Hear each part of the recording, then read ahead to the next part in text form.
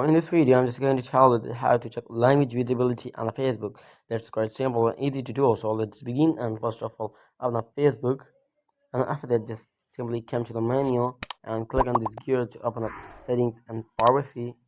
In settings and privacy section, just get the account center, and then after that, just click on personal details, and then simply go to the birthday section. And here you can see the two options on the bottom.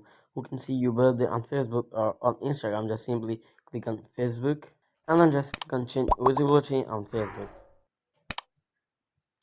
So like in this way you can reach the edit profile section of your Facebook profile. So here you can see the languages option on the bottom. Just simply click on this option,